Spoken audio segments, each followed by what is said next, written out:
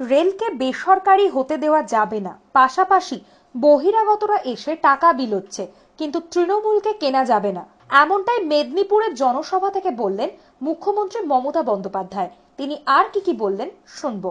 আপনাদের আন্দোলনে আমরা ছিলাম, আছি, থাকবো। আমি সিঙ্গুর ভুলিনি, আমি নন্দীগ্রাম ভুলিনি, আমি নেতাই ভুলিনি, আমি ভারতবর্ষ ভুলিনি, আমি কৃষিজীবী মানুষ ভুলিনি। আজও তো সুফিয়ান তাহের, ফিরজা বিবিরা, সামাদরা সবাই আমাদের সাথে আছে নন্দীগ্রামের। সিঙ্গুরের বেচারা মান্নারা কাল থেকে প্রোগ্রাম করবে।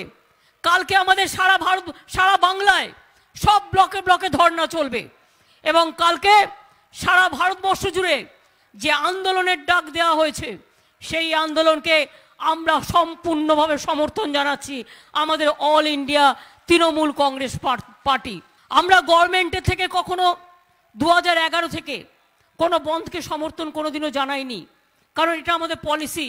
আমরা বন্ধ করে রুজি রোজগার বন্ধ করতে চাই না, মানুষের খুব অসুবিধা হয়।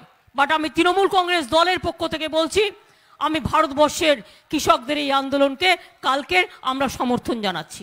আমি আপনাদের আর একটা বলি, আরেকদিকে আপনারা দেখেছেন আলু, পেঁয়াজ, পটল, মূলো এই যে ঝুলছে দেখছেন, কত দাম বেড়েছে আর বাড়ছে। সব কেন্দ্রীয় সরকার নিয়ে নিয়েছে। দিল্লি এখন আলু খাবে, পটল খাবে, বেগুন খাবে, মূলো খাবে, মানুষকে দেবে না। তাই এটা আমাদের প্রতিবাদ কৃষকদের স্বার্থে।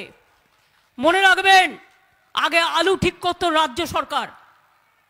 চাষিদের দাম যখন অসুবিধে হতো রাজ্য সরকার তাকে সাহায্য করত, আর মানুষ যখন দাম বেশি হতো সেই সময় সাবসিডি দিয়ে মানুষের কাছে সহজ মূল্যে আলু পেঁয়াজটা আমরা পৌঁছে দিতাম। আজকে আমাদের রাজ্য সরকারগুলোর হাত থেকে আলু কেড়ে নিয়েছে, পেঁয়াজ কেড়ে নিয়েছে, চাষিদের ক্ষমতা কেড়ে নিয়েছে। আগামীকাল লোকে যদি আলু না পায় কাকে ধরবে, পটল না পায় কাকে ধরবে, পেঁয়াজ না পায় কাকে ধরবে? সিপিএম, কংগ্রেস আর বিজেপি ঘোলা জলে মাছ ধরতে নেমেছো, ভাবছো এইভাবেই চলবে?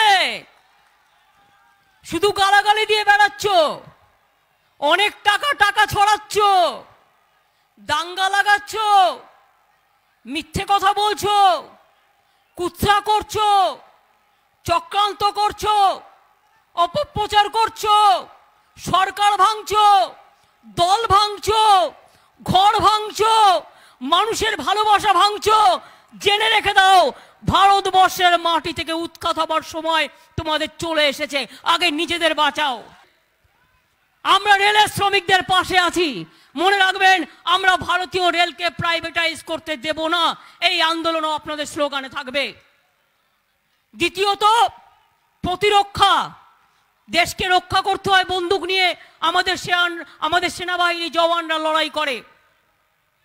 আজকে বলছে অর্ডিন্যান্স ফ্যাক্টরির মতো ফ্যাক্টরিগুলো বন্ধ হয়ে যাবে, প্রাইভেটাইজেশন হয়ে যাবে। কোল ইন্ডিয়া, কয়লা হচ্ছে সোনি, কোল মাইন মানে গোল্ড মাইন। ভারতবর্ষের লক্ষ লক্ষ শ্রমিক সেখানে কাজ করে। আজকে বলছে কোল ইন্ডিয়া প্রাইভেটাইজেশন করে দেবে, বন্ধ করে দেবে। ব্যাংক মার্জার করে দিয়েছে। আমাদের এখানকার ব্যাংকগুলোকে হেডকোয়ার্টার তুলে নিয়ে চলে যাওয়া হয়েছে। তাহলে কি বাকি থাকলো? এয়ার ইন্ডিয়া প্লেন বিক্রি, রেল বিক্রি, কয়লা বিক্রি, শেল বিক্রি, প্রতিরক্ষা বিক্রি, চাষি বিক্রি, শ্রমিক বিক্রি, ব্যাংক বিক্রি। তাহলে থাকবেটা কি? থাকবেটাকে জিজ্ঞেস করুন কমরেডদের, জিজ্ঞেস করুন। আজকে 3 ভাই এক হয়েছে বাংলায়।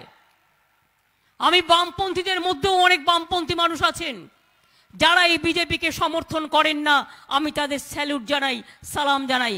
কিন্তু সিপিএম এর নামে একটা রাজনৈতিক দল, যাদের হারমাদ এবং যারা হারমাদ তৈরি করে কঙ্কাল কাণ্ড করেছিল, ক্যাশপুর করেছিল, কেশিয়ারি করেছিল, নেতাই করেছিল, সিঙ্গুর করেছিল, নন্দীগ্রাম করেছিল। আজকে তারা হয়ে গেছে বিজেপির সবচেয়ে বড় রক্ষক।